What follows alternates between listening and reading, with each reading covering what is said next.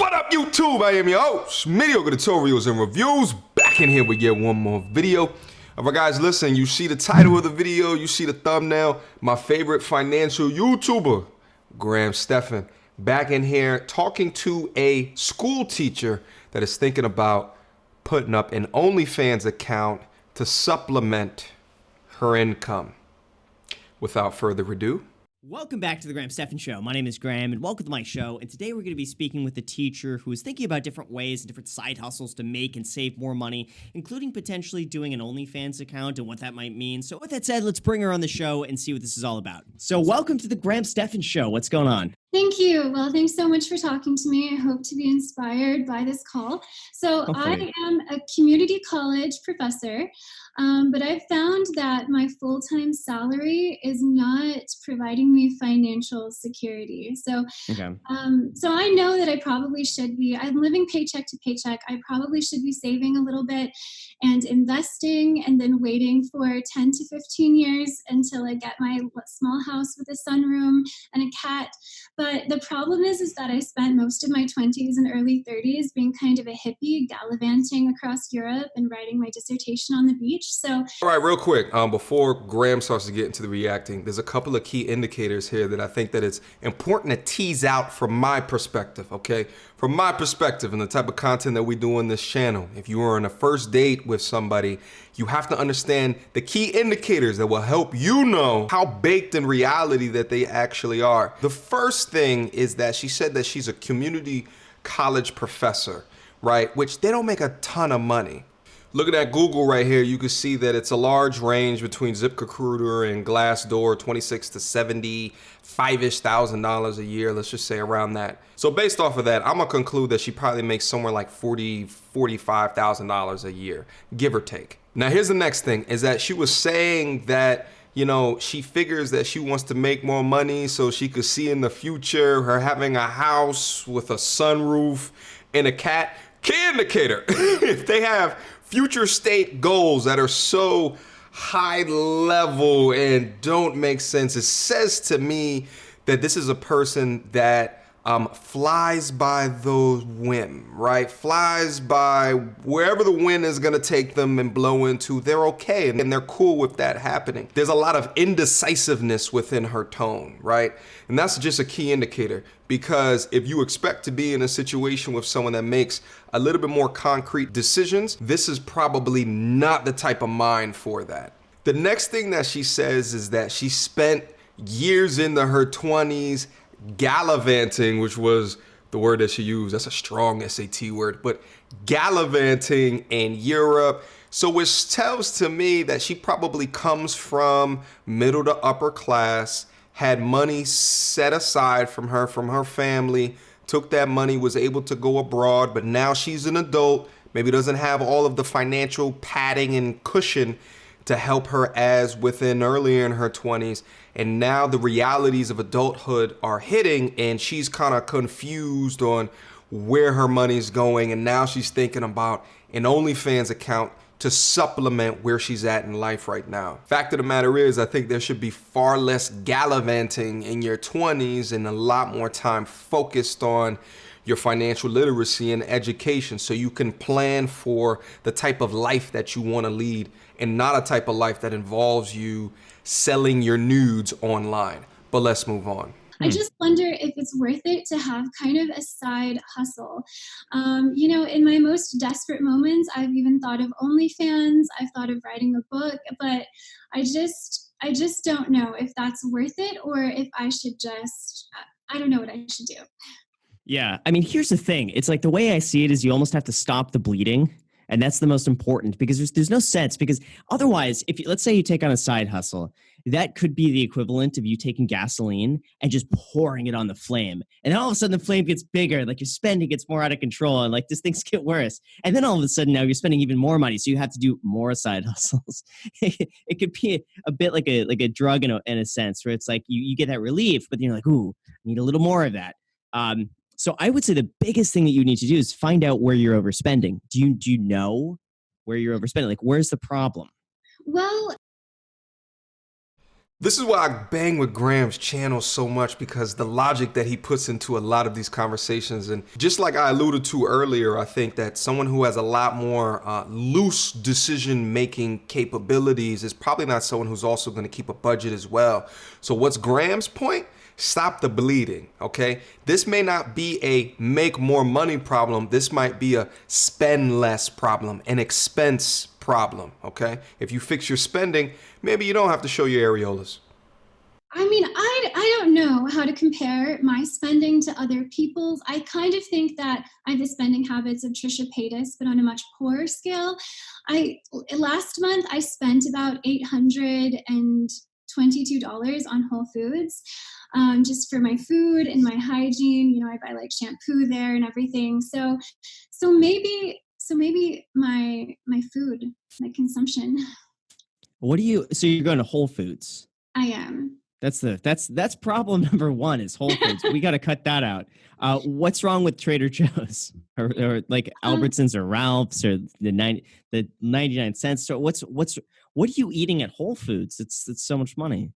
Just real quick, and this kind of goes to the production that Graham is running over there. He must make folks budget, because like I said before, she doesn't seem like someone that would know exactly how much she's spending.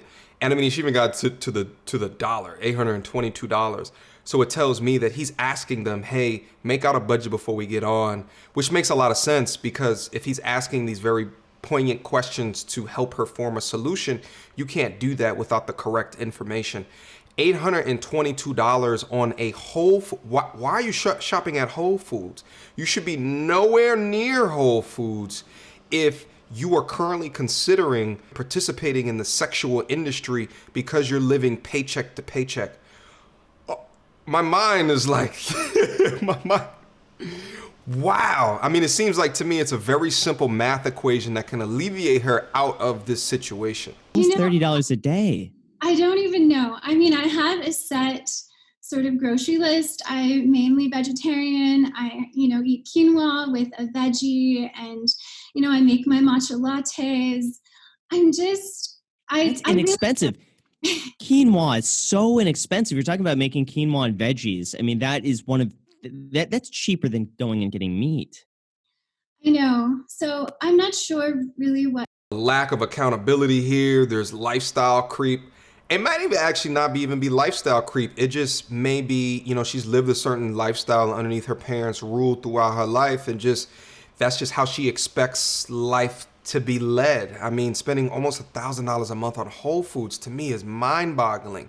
You need to get out the Whole Foods, mama, and go to Aldi, go to Trader Joe's, go to Walmart. There's got to be other ways for you to buy those similar things. You don't need the quinoa, okay? Go get yourself some rice and call it a day.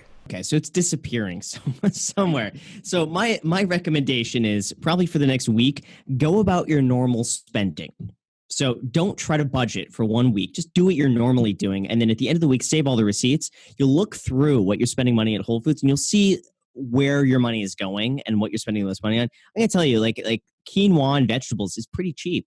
So you'd be able to get a ton of food from quinoa and vegetables. And we're talking maybe under $250, $300 a month for all of that. So it's really, where is the extra $500 a month going? And that could be, I don't know, the shampoos that you're using. Basically, I would go and really try to look at your food budget and figure out how you can just do the same thing for cheaper, or where you're going to be overspending from that. That would be my biggest recommendation. And then from there, make an account at mint.com. So that would be my biggest recommendation, is really going and it's really you auditing your own expenses is what this is going to be. Just real quick, I wanted to touch on this as well. For folks that don't know or not familiar with Graham Stephan, he's a multi-millionaire, makes $6+ million per year. If Graham looks at your expenses and says you need a budget, and his expenses are nowhere near your expenses, and he's a multimillionaire and you make $45,000 to $50,000 per year, the light bulb should be going off that this is potentially not a revenue generation problem, but an expense management problem. I think that's what I really need to do, because I just never grew up budgeting. And so I kind of just spend what I think I need for what I need. And then I just hope that I have like money at the end of the month, but I don't ever have money at the end of the month. That's why. That's why. It's just all of this stuff, even if you didn't grow up using this, it's all really simple to learn. And all it takes is consistency. Like once you get it down, it becomes super easy to manage it and then even get better at it. I also want to comment on this, the free spirit personality types in women, for me personally, is one of the most triggering for me. I think it's because especially like with finances, I can consider myself type A, and someone who just, attacks their finances in this superfluous way. It's always been a trigger for me because I feel like I am so strategic with knowing everything that's going in and around me. What are the things that I could do to save money, to take in? And if you're working with someone else within the confines of a relationship who doesn't think about that, you're like, yo, but why did you just go off and make that purchase without even da-da-da-da-da-da? And they're like, but, I'm just a free spirit, just floating through life, just figuring out as I go.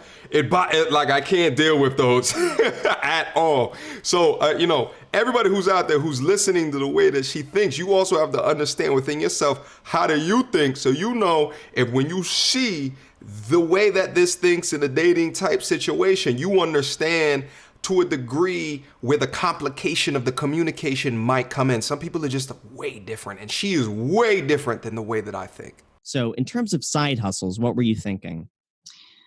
Well, the problem is that I think that I lack confidence and creativity. I've started to, everyone's getting into social media. So I thought, well, maybe a YouTube channel, but I also want to do a side hustle that contributes to society and that is in alignment with my spirituality. So I know I kind of mentioned OnlyFans, but I would still want to do it in an empowering way that didn't contribute to the objectification of myself. I get it. I mean, something that's not degrading or anything like that. I understand that. Just real quick, I don't know if y'all noticed, but she said that she lacks creativity, but then, was thinking about doing a YouTube channel, or thinking about doing the OnlyFans, which, I guess OnlyFans can be considered social media as well, but definitely YouTube is a degree of social media. It's just in video content and format. Those two things don't align. So because you need creativity for even both of those. I think a lot of people actually go off and they make fun of the OnlyFans creators, but you guys understand, to generate content in a way, if you're not popping already on an OnlyFans, I would probably imagine is as stressful as the content that I'm pumping out from a YouTube perspective. There's got to be a degree of creativity that goes into it. There's got to be a degree, especially there, because what I do, I take a look at topics and I bring it down in here. We live stream about it. But, when it's your body is the topic, finding new and interesting ways within that, it's going to require a degree of creativity and then also a degree of intentionality to continue to produce content that's going to have people keep up their subscription. Similar to, a Twitch or a YouTube channel. Quick pause.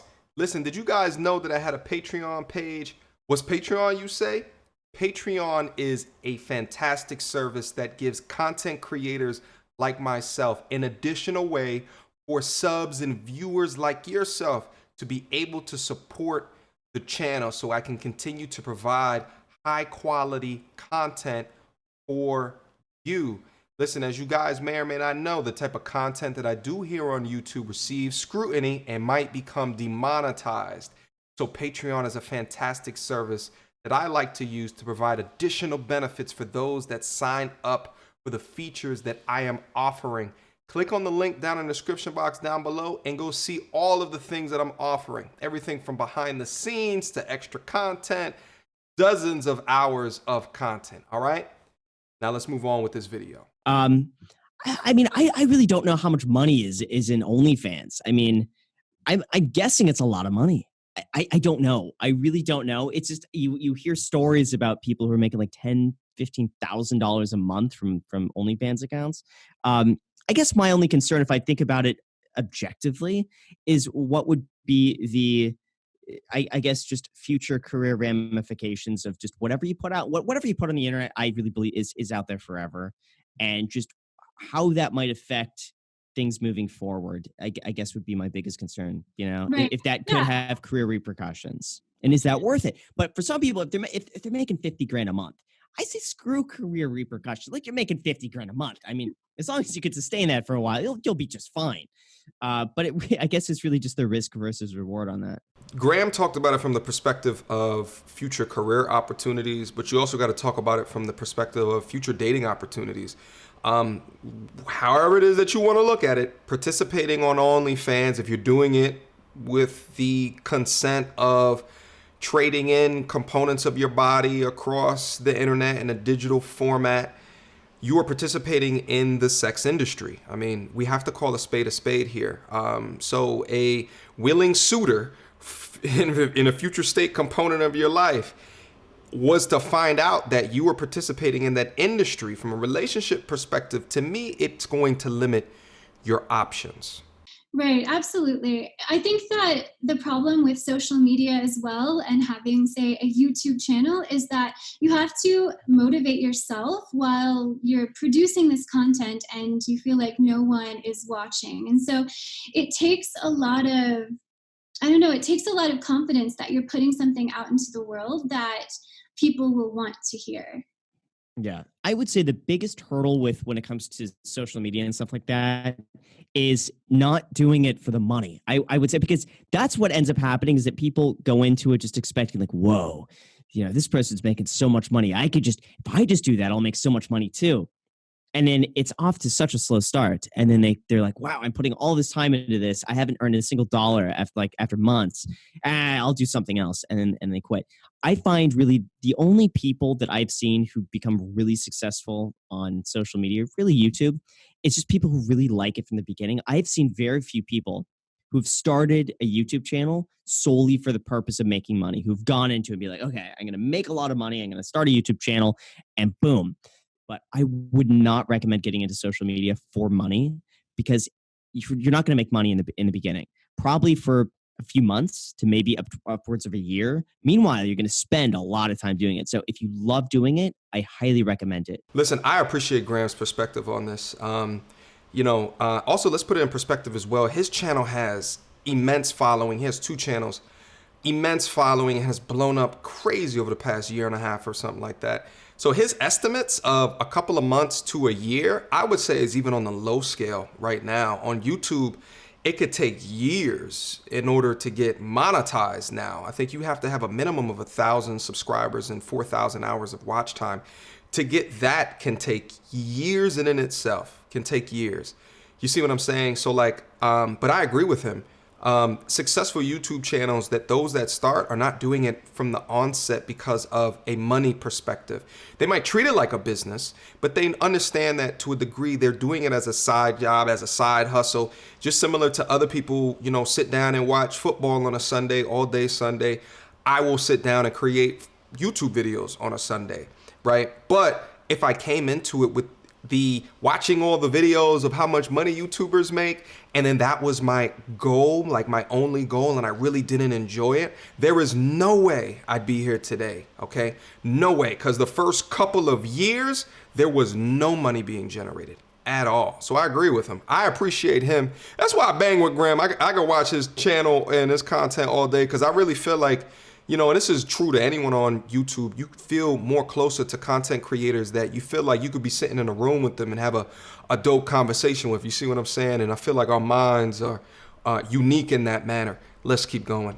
I really like your advice about to not focus so much on the side hustle, because I feel like I've spent over the years a lot of time just kind of trying to rack my brain. It feels like I'm in this kind of cell where I'm trying to figure out a paradox or a riddle or a puzzle, but I just don't have all the pieces and nothing ever really comes of it. Or I create something and I delete it because I'm a perfectionist and it just really doesn't resonate with me. So I think that, and you're right, what if I do somehow get into more money? Well, maybe if I don't fix my habits now, I will still be living paycheck to paycheck. I will just be spending more money. So I think that that's really helpful and that's really inspiring to just focus on what the actual problem is. And then if one day I get into a place where I'm more financially, supported, I won't end up still having the problem.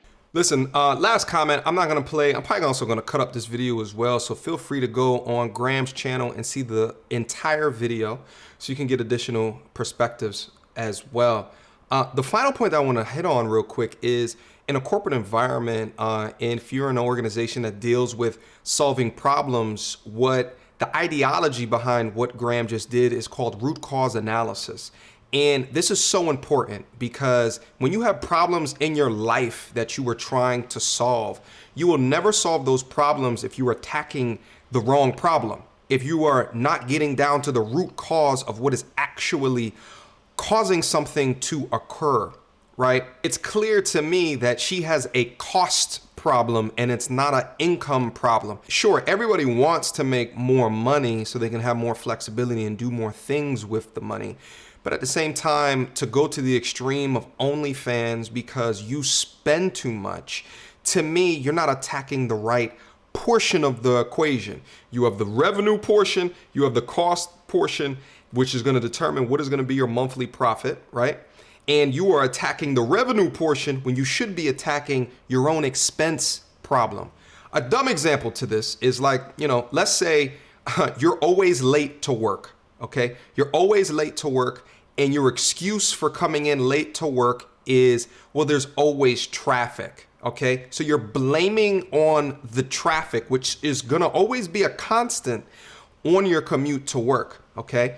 And what's gonna happen after a while? You're probably gonna get fired if you come in too late too often. Well, trying to attack the problem of traffic is where you don't want to start to solve that problem.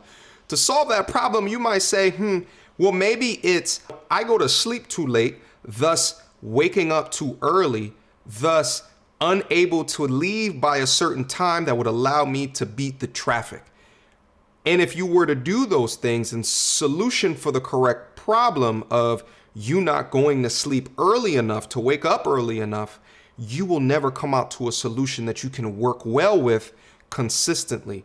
So this idea of root cause analysis to determine the problem is something that I use day to day as I think towards anything that's wrong in my life and what are the steps that I have to take. Be accountable for myself because I have the power to change the situation.